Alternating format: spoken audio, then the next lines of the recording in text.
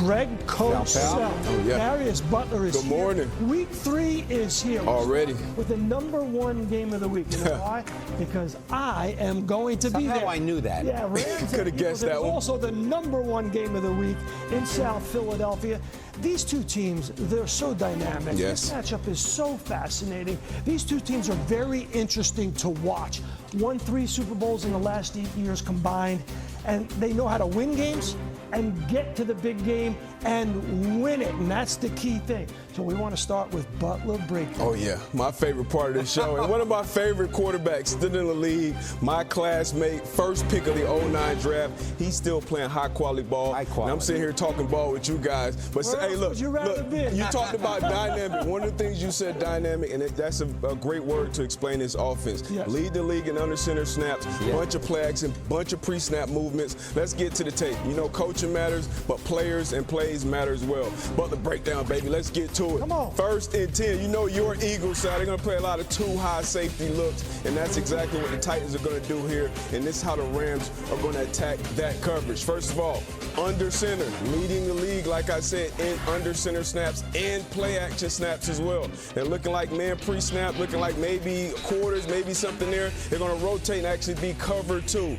that's a tough coverage to defend this passing concept when they have time to get down there. The hook curl player, he's a little short. Devontae Adams been playing a lot of ball in this league for a long time, finds the soft spot of the coverage, gets the ball, and gets some yak. I believe they got that guy. Yeah, the other part of the dynamic duo is Puka Nacua. Now we're in number 12, and this is a minute and a half left in the game. You get a first down here, it's game over, so you better believe they're going to find 12 in the big-time gotta-have-it situation. He kind of sneaks out of the backfield. For that defender, that's tough. He has run responsibility. His eyes are a little slow. He beats him, gets to the flat, catches the ball, and just as important as catching it is staying in bounds. So getting some more yards, just some more yak up the sideline and then staying in bounds.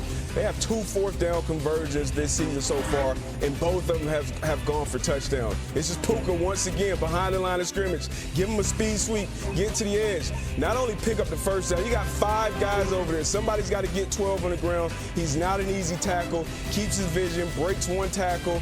O-line does a great job getting the boys out of the way, and he gets it up the sideline and gets it into the end zone. You got a dynamic play caller, your head coach, play caller Sean McVay. You got a great quarterback that can still attack, throw the ball down the field. You can run the ball, and you have a dynamic duo at the wide receiver position. You got it all when you got this Rams offense. You know I love Butler Breakdown. Me too. You and me both. Yeah, absolutely. I love you and I respect you, but you better block number 98, Always a Jalen butt. Carter, in this football game right there. Oh, yeah. He blew off the divisional round playoff game in the 4th quarter. Came at Matthew Stafford twice in the final drive and disrupted. They got to block him, or the ball's got to come out quick. Yes. One of those 2 things. Next matchup, Arizona Cardinals and the San Francisco 49ers. Let's focus on the Niners and their pressure package. Yeah, and 4th quarter is critical, and they've been very good in the 4th quarter. 4th quarter pass rush, a lot of coaches believe, is the key to winning in this league. Yes. There's a lot of close games, so you need 4th quarter pass rush. They've done that each of the first 2 weeks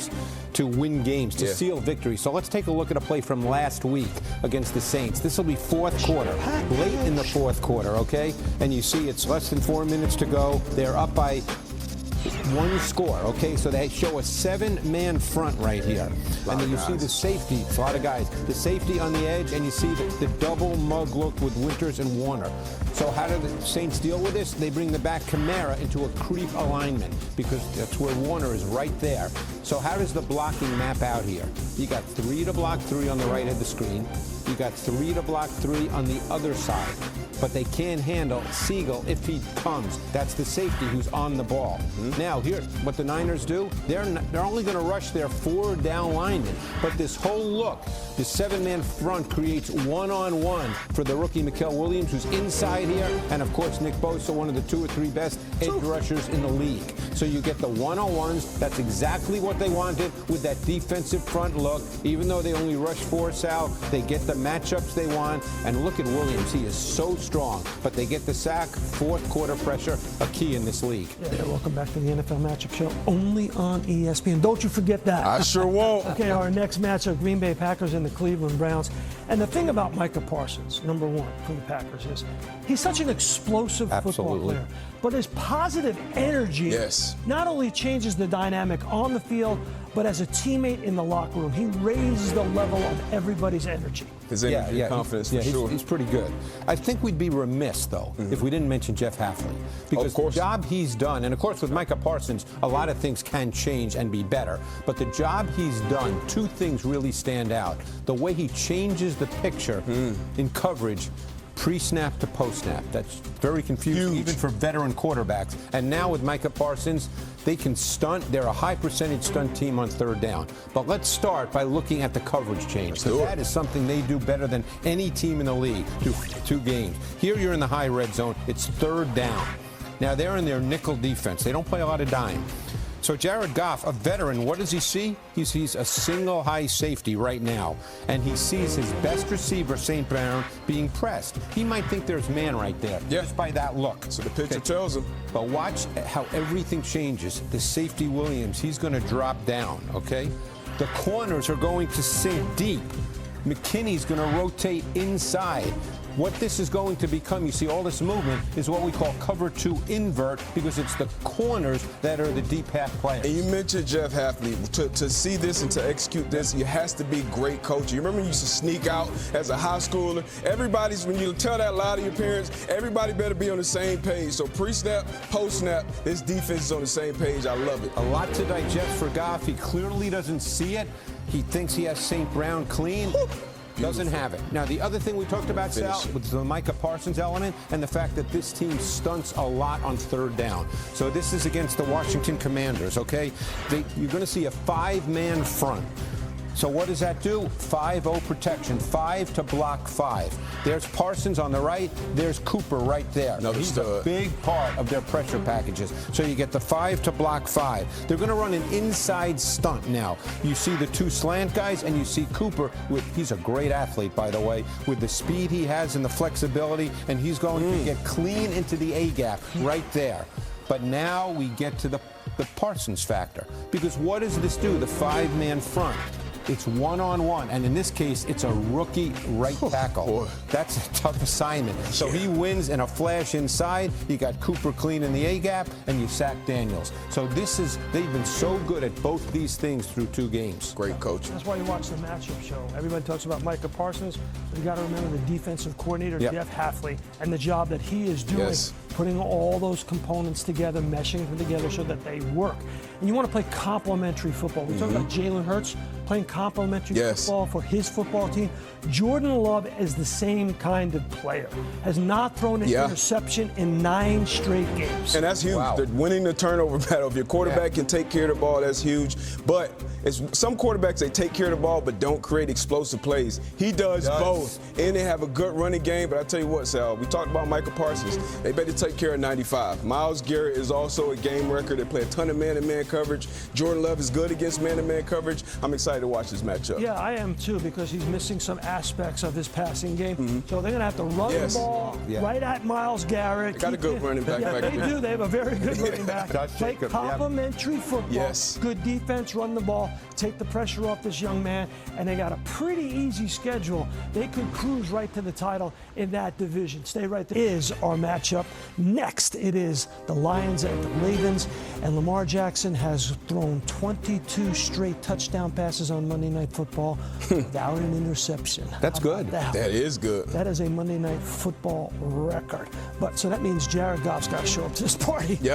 Right? Now they had 511 yards of offense last week against the cooperating Chicago. So now they got nice way to say it. They got to go to Baltimore, where they got waxed the last time, 38-6.